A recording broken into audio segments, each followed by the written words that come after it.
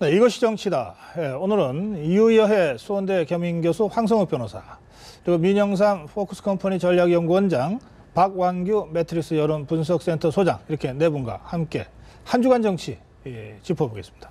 어서 오세요. 네, 안녕하세요. 예, 뭐 오늘 OX도 들고 좀 오자 토크도 하고 그러면서 진행하겠습니다. 예, 박근혜 대통령과 여야 당대표, 원내대표 이 5명이 만났던 청와대 오자회동.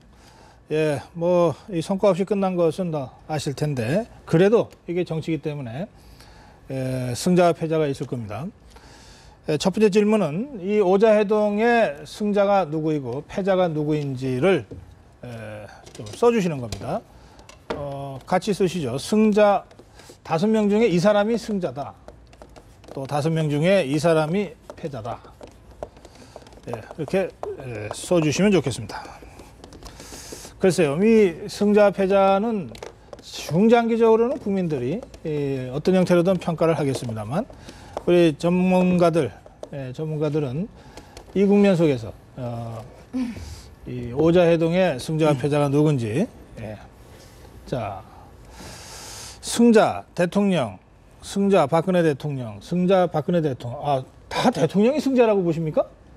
민영삼 원장부터. 예, 그런 것 같은데 어찌됐건 간에 대통령께서 야당 대표, 원내대표 다 불러서 함께 이 얘기를 하면서 할 말은 하고 또 들어줄 말은 들어주고 결국에 합의는 못 이끌어냈지만은 그 최고 그 통치자로서 최고 권력자로서의 모습을 보여줬다. 그런 측면에서 긍정적인 평가를 할 수밖에 없습니다. 류 교수. 네, 오자회동은요. 대통령은 정책을 하려고 했었고요.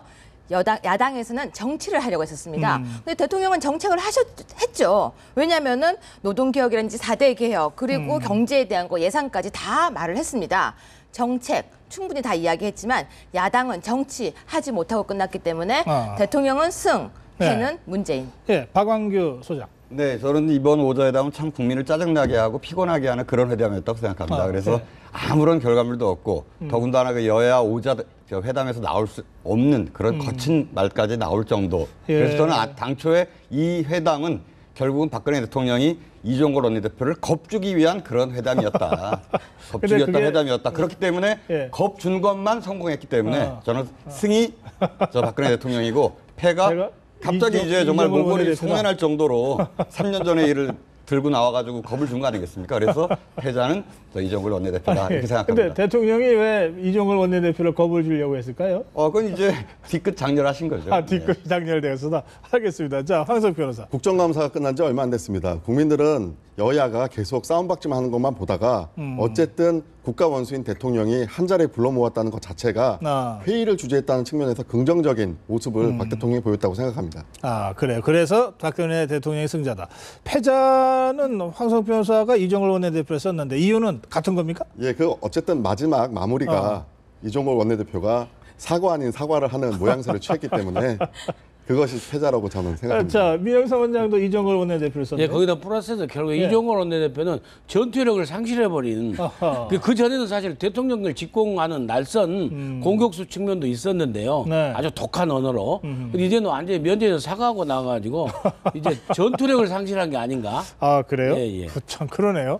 예, 근데 여기 류 교수는 문재인 대표를 패배자라고 쓰셨어요? 그러니까 하고 싶은 말을 못했던 것이죠. 본인이 하고 싶었던 이야기가 있었는데 하지도 못했고 본인이 이끌고 간 어쨌거나 군사가 지금 패배를 했고 수장으로서 군사가 패배하게 되면 수장은 더 가슴이 찢어지는 것이죠. 그래서 저는 패가 당했던 사람보다 오히려 지켜보고 있었던 문재인 대표다.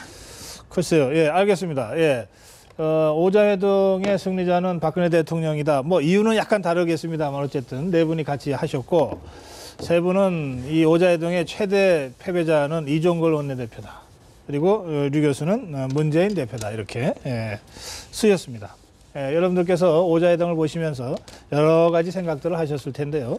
혹시 우리 전문가들과 좀 생각이 어떠신지 비교해 보시는 것도 좋겠습니다. 자, 이번에 승자도 아니고 패자도 아닌 김무성 대표와 원유철 대표가 있습니다.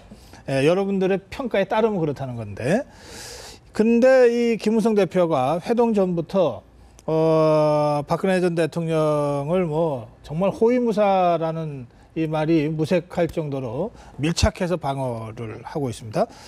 오자 회동 후에도 그 행보가 계속 이어지고 있습니다.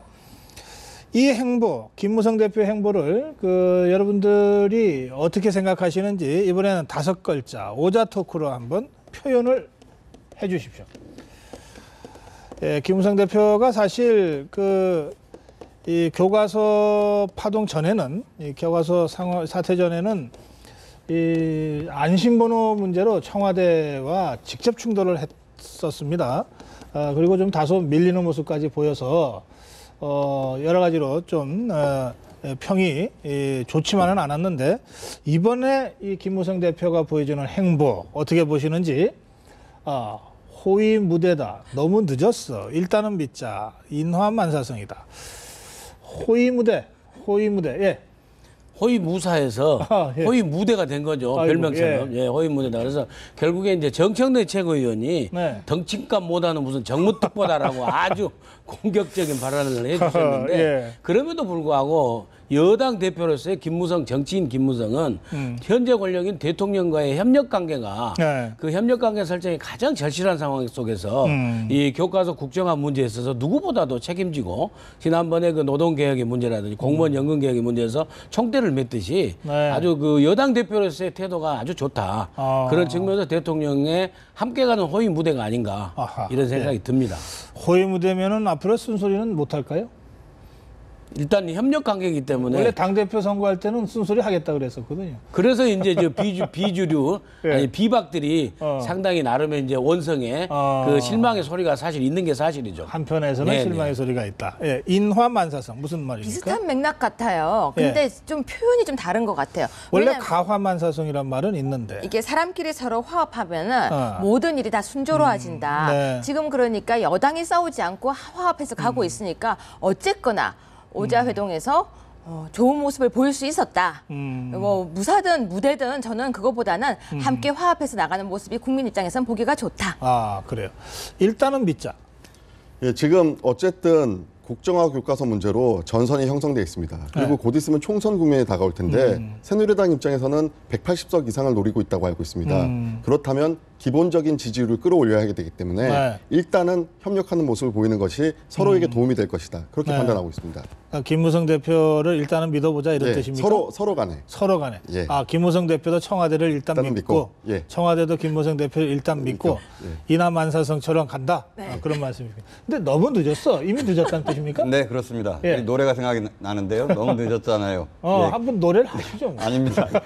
지난 당대표 경선에도 뭐 당위의 당청 관계를 유지하겠다 이런 말씀하시고 이제 당대표가 됐는데 그리고 일련의 이제 비박의 수장으로서의 역할들을 쭉 하시다가 최근에 와서는 이제 말씀하신 대로 호위 무사의 역할을 해보겠다 이렇게 생각하시는데 또 청와대에 계시는 박근혜 대통령은 너무 늦지 않았냐 이제는 3년 전 일도 들춰내서 이종걸 원내대표를 면박을 주는 그런 대통령이 지난 한 일, 당신이 지난 여름에 한 일을 다 알고 있다. 그래서 박근혜 대통령 입장에선 너무 늦지 않았냐 이렇게 생각하실 것 같습니다. 그렇군요. 이 정치는 타이밍이라 그러는데 우리 박완교 소장의 평가에 따르면 김무성 대표는 타이밍을 여러 번 놓쳤다 이렇게 지금 평가를 하시는 것 같습니다. 여당 김무성 대표 질문한 김에 원유철 원내대표에 대한 질문도 바로 드리겠습니다. 원유철 원내대표가 유승민 사태의 와중에서 추대됐죠, 원내대표로. 그래서 100일이 됐습니다. 사실 원내대표 100일 기억하는 사람은 별로 없습니다만은 그래도 100일 기념이라고 기자간담회를 하면서 스스로 100일간의 원내대표 활동을 자평을 했는데 B+를 줄 수 있겠다 이런 얘기를 했습니다. 자, 사실 집권당 원내대표 당대표 못지않게 정치적으로 중요한 자리거든요. 특히 정기국회가 지금 열리고 있기 때문에 더욱이나 그렇습니다. 그래서 원유철 원내대표 스스로는 B+를 줬는데 네 분께서는 점수를 어떻게 주실런지 점수를 한번 평가를 매겨 보시죠. 기왕이면 A, B가 아니라 점수로 아예 몇 점으로 이렇게 좀 구체적으로 점수를 주시면 좋겠습니다. 예. 75점을 주셨는데 황성욱 변호사는 30점을 주셨습니다. 민영삼 원장은 79점을 주셨고요. 그리고 점수가 좀 복잡합니다. 박완교 소장. 네. 합계. 합계해서 알겠습니다. 어떻게 됩니까? 37.5점입니다. 네. 뭐 꼭 그렇게 복잡하게 어렵게 하셔야 됩니까? 네, 좀 수식을 썼습니다. 예, 설명 좀 해주시죠. 집권당의 원내대표는 크게 이제 네 부분을 아마 고려해야 될 것 같습니다. 그러니까 이제 집권당의 원내대표이기 때문에 당연히 대통령의 의지, 그리고 또 여당 전반적인 것, 그리고 또 협상을 해야 될 야당의 문제, 그리고 국민의 여론까지 네 개의 측면을 고루 살펴야 하는데 네. 대통령 측면에서는 제가 볼 때는 25점 만점이신 것 같고 예. 그다음에 이제 여당 문제는 이제 원래 비박으로 출발하셨다가 다시 이제 신박이 되시면서 월박을 일종의 하신 거죠. 그러면 다른 원래 비박 의원들과의 갈등이 있을 거고 그러면 25분에 12.5, 50%고 그리고 나머지 이제 국민과 야당은 정말 국민의 여론은 뭐 대통령 눈치만 살피시는 것 같고 야당과는 협상할 의지도 없고 능력도 없으신 것 같고 그런 차원에서 보면 이 두 측면에서는 빵점, 그래서 종합 37.5점 되겠습니다.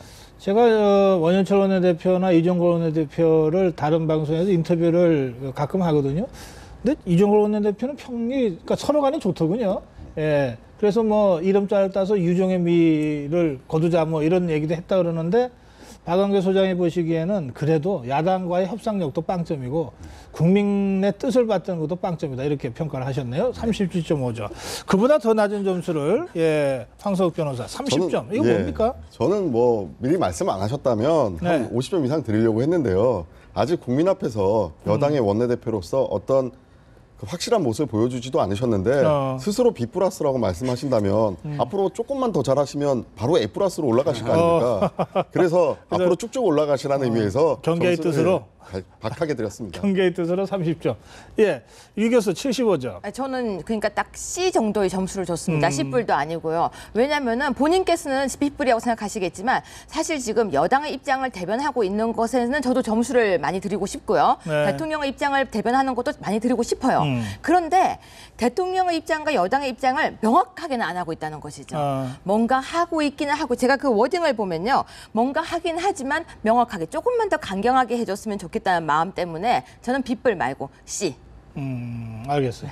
자, 제일 좋은 점수를 주셨네요. 79점. 예. 아니, 제가 보기에는 이게 좋은 점수는 아닌 것 같습니다. 하여튼 그 B뿔 80점대 줄 수 없는 그런데 그리고 원유철 원내대표께서 취임할 적에 이제 이 코피가 나도록 한다고 그러는데 제가 보기에 요즘에 쌍코피가 나도록 열심히 하는 것 같아요. 열심히는 한다. 예, 그런 측면에서 유승민 전 원내대표보다는 대통령과 호흡을 맞추는 여당의 원내대표로서는 충분히 점수를 받을 만하다. 단지 이제 우리 박양규 소장이 얘기하신 대로 야권의 협상 파트너인 야권의 입장을 좀 녹여낼 수 있는 그런 협상력이 부족하다.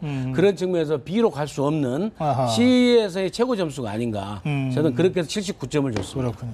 원래 말씀하신 대로 이 집권당 여당의 원내대표는 야당과 협상을 하는 과정에서 어느 정도 양보를 안 할 수가 없고 그 양보한 것 때문에 여당에 들어가서 야단도 좀 맞고 또 청와대로부터 좀 불편한 소리도 들어가면서 이걸 해내는 거거든요. 그 원유철 원내대표가 그런 점이 좀 부족하다. 이렇게 지금 두 분이 지적을 하셨고 이런 지적 저런 지적을 좀 잘 수렴해서 더 좋은 원내대표가 되면 되죠. 예, 알겠습니다. 자, 이제 문재인 대표에 대한 질문 좀 드리겠습니다. 오자회동 직후에 문재인 대표가 대구로 내려갔습니다. 가서 역사학자들과도 만나고 또 김부겸 전 의원하고도 만나고 이러면서 말하자면 여론전을 하고 있는 겁니다. 문재인 대표가 주도하고 있는 여론전, 이게 그 야당이 이길 건지 여당이 이길 건지, 이번 질문은 그겁니다. 어느 쪽이 이길 건지 쓰시고 그 이유도 간략하게 하나만 좀 써주시면 좋겠습니다. 여당이 이길 것 같으면 여당이라고 쓰시고 이유는 이렇다. 뭐 새누리당이라 쓰셔도 됩니다. 야당이 이길 것 같다 그러면은 뭐 야당 또는 새정치민주연합이라고 쓰시고 이유는 이렇다. 이유는 뭐 여러 가지 있을 수 있겠습니다만 제일 핵심적인 이유 하나씩만 써주시면 좋겠습니다. 자, 황성욱 변호사가 제일 먼저 드시네요, 늘. 네. 여당이 이길 것이다. 왜냐하면 실체를 둘러싼 싸움이기 때문에 그렇다. 네. 예, 설명하시죠.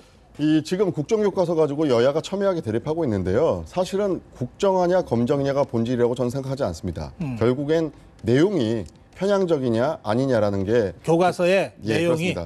그런데 결국엔 지금 아직 국정교과서는 나오지 않았고 지금 8종 교과서는 나와 있기 때문에 새누리당은 비판할 여지가 많고요. 네. 야당 입장에서는 아직 나오지 않은 유령과 같은 교과서를 가지고 싸워야 되기 때문에 결국은 가면 갈수록 새누리당이 유리한 국면으로 가지 않을까 그렇습니다. 예, 박완규 소장. 네, 야당이 이길 것이고 네, 이거는 획일화와 다양성 간의 싸움이기 때문에 다양성 쪽이 이길 것이다. 이런 말씀이군요. 그렇습니다. 네. 예. 그 12일 날 이 국정화 고시를 발표했고 13일 고 주간부터 여론조사들이 쭉 있었는데 당시에 처음 여론조사를 갤럽에서 그러니까 10월 둘째 주에 했을 때 42%대 42%가 나왔는데 정치 여론 시장에서 어떤 특정 사안에 대해서 여야 내지는 찬성 반대가 그 정도 나왔다는 건 지금 새누리당의 지지율이 40%대 초반 그리고 새정년의 지지율이 20%대 초반입니다. 한 2배 정도 차이 나는데 정치 여론 시장에서 특정한 정치적 사안이 여야의 주장이 비슷하게 나왔다는 건 그만큼 이미 반대의 기류가 되게 높다는 뜻입니다. 그런 면에서 다양성을 강조하는 야당이 결국은 그렇습니다. 여론전에서 이길 것이다. 예, 민영사 원장. 저도 이제 야당이 이길 것이다라고 보는 전제 조건이 있습니다. 이것은 수도권에서 결국에는 바람몰이를 할 수 있는 원내 교섭단체 규모 이상의 야권 신당이 나왔을 때입니다. 지금의 문재인 대표의 야당으로서는 결국에는 5대5 수준이 되리라고 보는데 결국에 야권 신당이 원내 교섭단체 이상이 나와서 바람몰이 할 때는 이 국정 대 검정이라는 이 틀은 완전히 촉매제가 될 것이다. 그래서 진보 성향, 야권 성향의 표가 몰입되는 그래서 아마 4대6까지 갈 수도 있다. 상대적으로 야권의 신당이 나온다면 그렇죠. 더 젊고 개혁적인 그런 신당이 될 가능성이 많으니까 그것이 이 교과서 문제와 관련해서 젊은 층을 결집시킬 거다. 이런 그렇죠. 말씀이군요. 담아낸다는 거죠. 그런 면에서 신당의 변수와 결합해서 보면은 야권이 여론전에서 이길 가능성이 있다. 네. 그럼 신당이 없으면 5대5다. 5대5로 저는 봐. 알겠습니다. 자, 류 교수. 네, 흑색 선전이 지금 계속되고 있습니다. 근데 지금 그러겠죠. 흑색 선전이 아니고 사실이다라고 얘기를 하겠지만 11월 2일이 되면은 어쨌거나 고시가 됩니다. 고시가 되면은 국정교과서가 시작이 되죠. 시작이 되면 말했던 것과 다른 내용이 정말 좋은 내용이 기록이 되게 되면은 바로 드러나게 됩니다. 그래서 저는 흑색 선전을 계속하고 있는 이 싸움이 계속되면은 결국은 여당이 이기게 될 것이다. 왜냐하면 야당에서 흑색 선전을 계속하고 있기 때문에. 야당이 하고 있는 흑색 선전이 어떤 겁니까? 교과서 8종을 계속해서 표현을 하자면요. 지금 현재 만들려고 하는 국정교과서는 일본에 대한 생각을 심어줄 것이다. 뭐 친일 독재를 미화하는 그렇죠. 교과서를 하려고 한다. 이렇게 야당이 주장하는데 그게 흑색 선전이라는 저는 말씀이죠? 그렇게 바라봅니다. 어떻게 생각하세요? 이 문제는 좀 반론 기회를 드려야 되겠습니다. 저는 이제 우리 대한민국의 보수가 보통 어떤 사안이 벌어지면 시장 논리에 맡기자, 경쟁을 시키자 이제 그런 얘기들 많이 하잖아요. 근데 그런 측면에서 보면 지금 검정 교과서가 8종이 있습니다. 그래서 그 검정 교과서를 가지고 결국은 선택하는 거고 그러면 그 검정 교과서들도 더 좋은 교과서를 만들기 위해서 선택을 받기 위해서 더 노력을 할 거고 그러면서 역사 교과서 계속 좋아지는 거거든요. 역사 교과서도 보수의 그 논리대로 시장에 맡기면 될 일인데. 네, 그렇습니다. 그래서 오죽했으면 저 임명진 목사님도 성경도 4대 복음서가 있다고 그러지 않으셨어요? 네, 제가 한 말씀만 더 드려도 될까요? 지금 계속해서 8종 교과서, 10종 교과서 말씀하시는데 학생들은 그 10종과 8종을 안 봅니다. 그중에서 하나만 공부를 하게 됩니다. 수업을 받게 되는 것은 결국 그 하나인데 그렇다면 그중에서 편중된 하나의 결국 교육을 받게 되는데 어떻게 다양성이라고 이야기를 하시는지 저는 알겠습니다. 정말 모르겠습니다. 예, 황 변호사도 하실 말씀이 많겠네요. 저는 그 친일 독재라는 그 프레임 자체가 지금 말씀하시는 다양성에 역행되는 것이 아닌가. 일단 한번 나와보고 그것에 대해서도 국정화 교과서가 친일 독재라고 한다면 그때는 국민이 가만히 있지 않을 것입니다. 미리 친일 독재 교과서라고 예단하는 것이야말로 또 다른 획일이다. 이런 주장이신데요. 반론하시겠습니까? 그래서 저는 여당의 중진 의원조차도 1년짜리 교과서를 왜 만들려고 그러냐 하는 말씀에 좀 귀 기울일 때가 아닌가 생각됩니다. 알겠습니다. 그냥 넘어갈까요? 예. 알겠습니다. 다음 문제로 가겠습니다. 오늘 다뤄야 될 게 많네요, 보니까. 이 정부가 예비비로 교과서 관련 예산 44억 원을 확보하지 않았습니까? 이 문제를 두고 새정치민주연합에서는 이게 절차상 문제가 있다라고 지금 문제를 제기하고 있는데 여당 새누리당은 절차상 하자 없다 좀 이렇게 얘기하고 있습니다. 이게 절차상 문제가 있는지 없는지 좀 판단을 좀 해주십시오. 절차상 문제가 없다고 생각하시면 O를 드시고 절차상 문제가 있다고 생각하시면 X를 들어주십시오. 문제가 있다 박완규 소장, 나머지 세 분은 문제가 없다. 문제가 있다는 쪽에서 문제를 제기하시죠. 네, 일단 12일 날 입법고시 행정고시가 일어났고 13일 날 저 내각에서 예비비를 비공개로 네. 정말 군사작전 하듯이 이렇게 했는데요. 행정고시가 됐으면 일단 국민의 여론을 충분히 듣고 그래서 국민의 여론을 경청해서 정말 앞으로 이게 절대 다수가 정말 대한민국 국민이 반대하게 네. 된다면 이 국정을 할 수 없는 거거든요. 네네. 네, 그래서 그런 것까지를 좀 지켜보면서 예비비를 전용을 하더라도 그건 문제가 없다. 그런데 그래요? 지금 이렇게 해서는 곤란하다 이렇게 생각합니다. 좀 더 지켜봐야 되는데 서둘러서 해서 문제가 있다 이런 말씀이신데 이게 법률적 문제가 있다 이런 말씀은 또 아니신 것 같네요. 네, 아니 물론 정치적으로 문제가 있다 이런 얘기하는 말씀이시군요. 겁니다. 예, 황 변호사. 네, 뭐 지금 저는 법률적으로 문제가 없다라는 측면에서 접근을 하고 있는데요. 국무회의 심의 의결 사항이고 그리고 법률과 예산은 반드시 연관이 될 필요는 없습니다. 법적으로는. 그리고 이것을 타당하지 않다고 해서 법적으로 사실상 다툴 방법도 없습니다. 그렇다면 우리 법 질서 체계에서는 행정부에게 재량권을 주었다고 보는 것이 맞는 게 아닐까 그런 생각에서 오를 들었습니다. 알겠습니다. 예, 민영상 원장. 예, 저도 마찬가지입니다. 결국에는 합법적인 수준에서 한 거기 때문에 여론 수렴 못한 아쉬움은 있지만은 행정부에도 행정부의 권한인데 당연히 일할 수 있도록 준비를 해야 되지 않느냐 하는 생각입니다. 그러니까 위법이 아니면 아쉽지만 그거를 절차가 잘못했다고 얘기하는 건 적절치 않다. 이런 그렇죠. 예, 저는 그렇게 봅니다. 네, 국가재정법에 의해서 내용이 예측할 수 없는 예산 외의 지출, 즉 가능한 비용입니다. 법적으로 전혀 하자가 없습니다. 그런데요, 지금 나오고 있는 말을 보면요, 그것은 재난이라든지 위난이라든지 아니면은 뭐 홍수라든지 그럴 때 사용하는 금액이다 이런 얘기도 계속 나오고 있거든요. 그렇지 않습니다. 2007년 보면요, 노무현 정부 때 예비비 사용 내역이 기자실, 통폐합, 작업실에도 사용했다는 것이죠. 그렇게 보면은 충분히 비용이 사용할 수 있는데 왜 그래요? 아니라고 얘기하는지를 모르겠습니다. 그러니까 저는 바로 저런 이제 그런 말씀이 저는 좀 약간 정치의 후진성을 이제 드러나는 거다 네. 생각하는데요. 뭐냐면 나중에 정권 교체하고 나서 당시에 뭐 이제 당시에 이제 야당이 여당을 공격할 때 박근혜 정부 때도 그렇게 하지 않았냐 이런 걸로는 저는 이제 사용하지 않았으면 좋겠다. 그래서 저는 항상 이야기하는 것이 그럴 것 같으면 법률에 정확하게 명시를 해야 되는데 그게 없기 때문에 지금도 계속 해석의 여지를 봐서는 아무 법률적 문제가 없다라는 알겠습니다. 것입니다. 예. 자, 이 야권 쪽도 한두 가지 질문을 제가 드려야 돼서 이 새정치민주연합의 혁신위가 10차에 걸친 혁신안을 발표했고 그것이 중앙위원회를 거쳐서 당론으로 채택이 되어 있는 상태인데요. 그 당론에 보면 공천룰과 관련해서 20% 컷오프 조항도 있고 그렇지 않습니까? 그래서 그 현역 의원을 심의하기 위한 심사위원회도 구성되어 있고 조은 교수가 지금 위원장으로 이제 결정이 됐죠. 네. 자, 그런 상태인데 최규성 의원이 연판장을 돌렸습니다. 79명의 새정치민주연합 의원들이 서명을 했습니다. 3분의 2가 넘습니다. 그래서 제가 이 질문 드립니다. 당론이 관철될 것이라고 생각하시면 O. 이 연판장이나 또는 연판장 제출로 인해서 뭔가 당론의 변경이 있을 것이라고 생각하시면 X를 들어주십시오. 당론 관철될 것이다.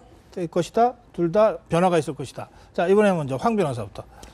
오픈 프라이머 제도 같은 경우는 넘어야 산들도 많고요. 네. 그리고 혁신위의 안은 사실상 문재인 대표가 승인안 아닙니다. 제가 볼 때는 만약 이게 뒤집어진다면 문재인 대표의 리더십에 엄청난 손상을 입을 것이기 때문에 당론은 반드시 관철될 것으로 어떤 봅니다. 경우에도 문재인 대표가 관철시킬 예. 것이다. 예, 박완규 소장. 예, 거기 오픈 프라이머리 관련돼 서명하신 분들 사이에는 일단 이론적으로 오픈 프라이머리가 조금 더 좋은 제도가 아니냐라는 측면의 분들이 계시고 네. 또 반대로 어떤 분들은 저 하위 20% 걸러내는 것을 무력화시키기 위한 이제 그런 것도 있기 때문에 네. 저는 당론이 예정대로 79명이 다 똑같은 건 똑같지는 아니다. 않을 것이다. 네, 그렇게 그래서 생각합니다. 힘있게 밀어붙이기 어렵다. 네. 예, 유 교수. 절대 기득권 포기하지 않을 것이다.